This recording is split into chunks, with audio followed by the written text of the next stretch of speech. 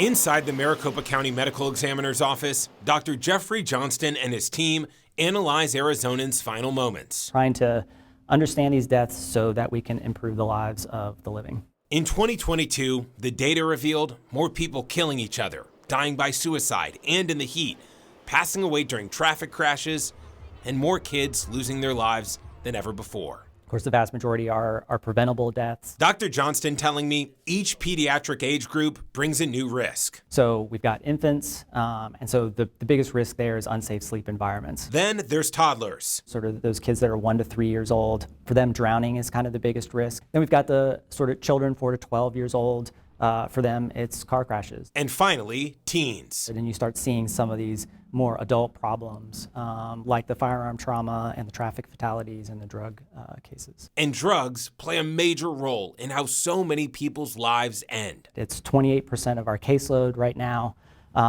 It's the most impactful thing we can do is to help people who are struggling with substance use disorders. Zooming out, drug-related deaths decreased 1% in 2022, but they've skyrocketed 158% over the past decade. We really produce these data, these reports, highlight these things in order to try and put ourselves out of business. Now, there was some good news in this report. Drowning and overall drug-related deaths actually decreased 5% each. But traffic deaths in Maricopa County hit a 7-year high. ABC 15 data analyst Garrett Archer joining me now to go inside the numbers here. There's actually a new metric in this report, Garrett, has to do with toxicology testing in traffic deaths. Yeah, and what they found was pretty surprising, Zach. So the risk of impairment was detected in 4 out of 5 traffic deaths for pedestrians that were experiencing homelessness.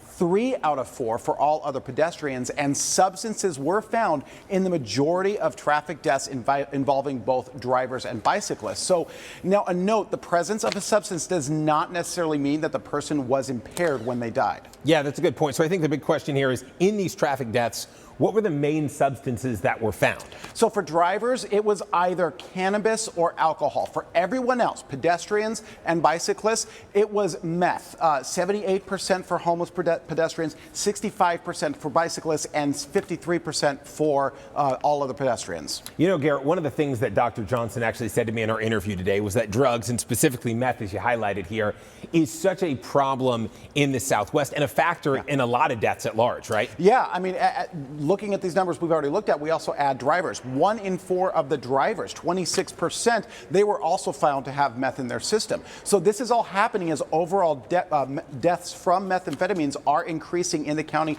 4% between 2022 and 2021. Yeah, as you just mentioned, 4%. We saw fentanyl tick down slightly, meth definitely up. A real problem here in the Valley, and this report shows it is only getting worse. Garrett, thanks.